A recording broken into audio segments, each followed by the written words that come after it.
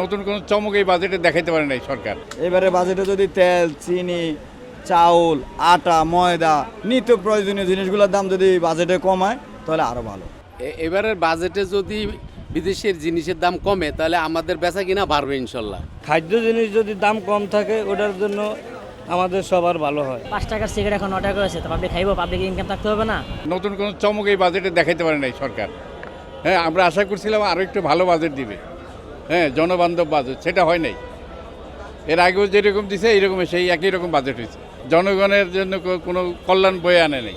আমাদের জিনিসপত্রের দাম আর একটু কমাই দিতে পারতো। তারপরে ওই যে ট্যাক্স যেগুলো বাড়াইছে, হ্যাঁ, নিত্য প্রয়োজনীয় দ্রব্য যেগুলো সেগুলো থেকে একটু কমাই দিতে পারতো। এবারে বাজেটে যদি তেল, চিনি, চাউল, আটা, ময়দা, নিত্য প্রয়োজনীয় জিনিসগুলোর দাম যদি বাজেটে কমায় তাহলে আরও ভালো। তেলের যোগান তো এখন তো তেল আপাতত সংকট নাই, তেলের যোগান এখন আমরা পরিপূর্ণ মানে যতটুকু দরকার অতটুকু পাচ্ছি, কিন্তু দামটা একটু বেশি আর কি, আগের চেয়ে যতটুকু বাড়াইছে। আর যদি আরেকটু কমে তাহলে আরেকটু ভালো। এবারের বাজেটে যদি বিদেশের জিনিসের দাম কমে তাহলে আমাদের বেচা কিনা বাড়বে ইনশাল্লাহ। এগুলা ব্যবহার করতে পারো মানুষের সবাই ভালোভাবে।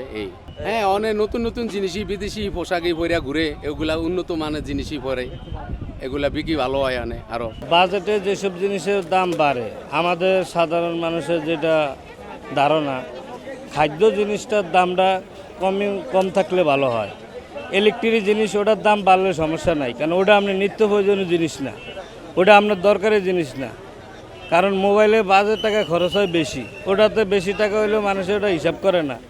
খাদ্য জিনিস যদি দাম কম থাকে ওটার জন্য আমাদের সবার ভালো হয়। যারাই বাজেট ঘোষণা করে তাদের কাছে অনুরোধ করব যেন খাদ্য জিনিসটা যেন কম থাকে। বাজারের দাম, সিগারেট দাম, সিগারেট তো কম চলবে, কারণ পাবলিক তো দাম বাড়লে খাইতেছে না সিগারেট।